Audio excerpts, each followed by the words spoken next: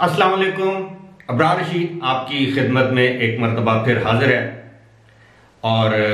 एक इम्पॉर्टेंट खबर जो आपने थंबनेल पर पढ़ ली होगी, टाइटल में पढ़ ली होगी या देख ली होगी। इम्पॉर्टेंट खबर है जो इंडिया से इस वक्त जो वन वे किराया वसूल किया जा रहा है वहां से मुसाफिरों से,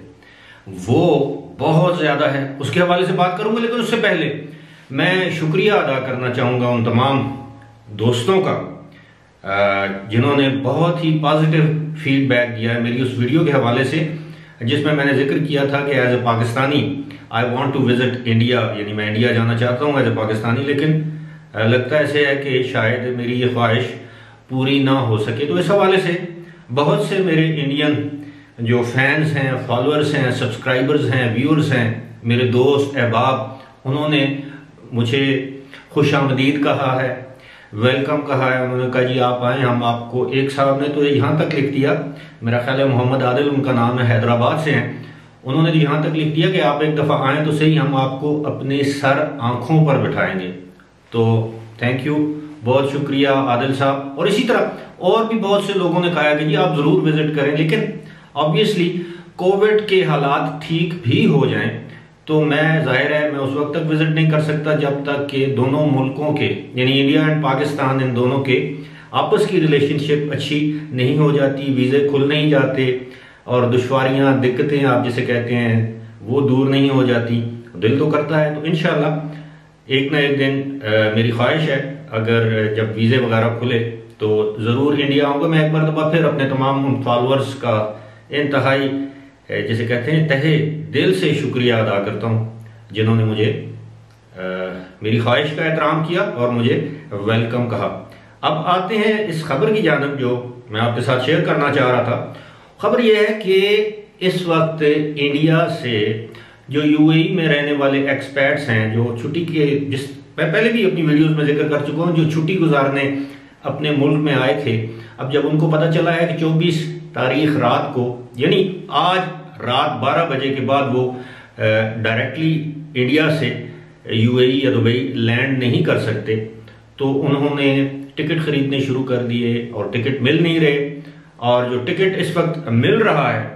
उसकी कीमत, वन वे टिकट की कीमत मैं आपको बता रहा हूँ, दैट इज 4000 दरहम, यानी 4000 दरहम का टिकट मजबूरी के आलम में, मजबूरी में उनको खरीदना पड़ रहा है। और ये भी बताया गया है, एक मैं अभी खबर देख रहा था, उस खबर में कि बहुत से इंडियंस ऐसे हैं जो अब, बल्कि मेरे से भी सवाल किए गए, जो कि ट्रांजिट के जरिए, यानी पहले वो किसी और मुल्क में जाके और वहां से दुबई जाना चाहते हैं, इसलिए उनको टिकट मजीद महंगे मिल रहे हैं। मुझसे भी बहुत से लोगों ने कमेंट्स में ये सवाल किया है, लेकिन आप एक चीज जहन में जरूर रखिएगा, अगर आप इंडियन सिटीजन हैं और अगर आप दुबई के परमानेंट, या जैसे आप दुबई के रेजिडेंट हैं, यूएई के रेजिडेंट हैं, तो अगर आप किसी मुल्क से ट्रांजिट करके भी जाएंगे तो अगेन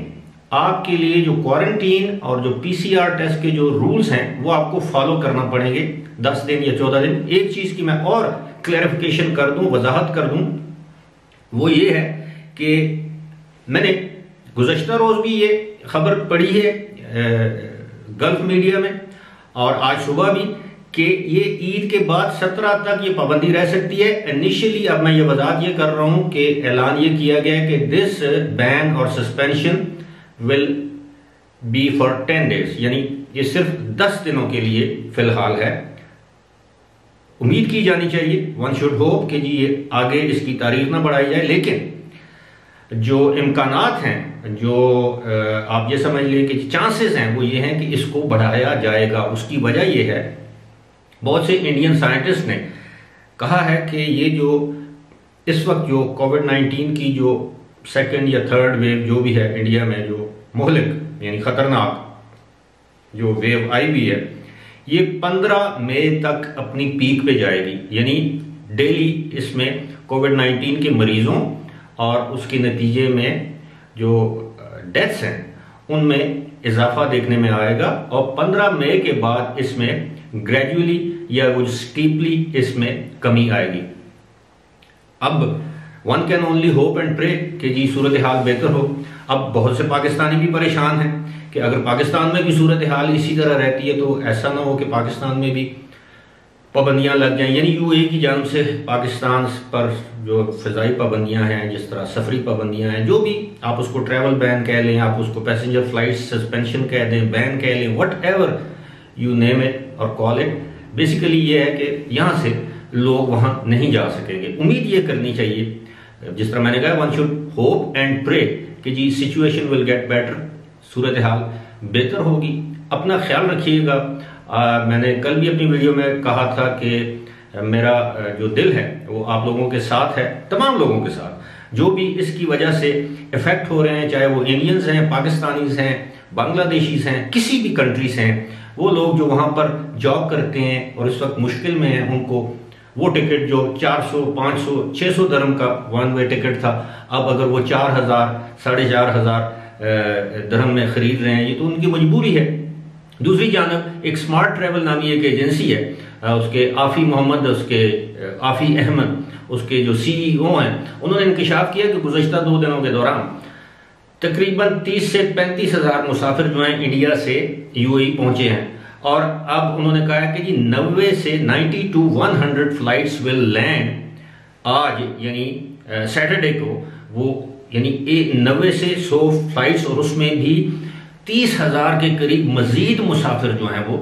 ट्रैवलर्स जो हैं, पैसेंजर्स जो हैं, वो यूएई में लैंड करेंगे। अब देखें कितनी बड़ी तादाद है और कितनी बड़ी तादाद में लोगों को मुश्किलात दरपेश हैं। तो बात वही है कि I hope and pray situation will get better very soon. फिलहाल मुझे दीजिए इजाजत। खुदा हाफिज।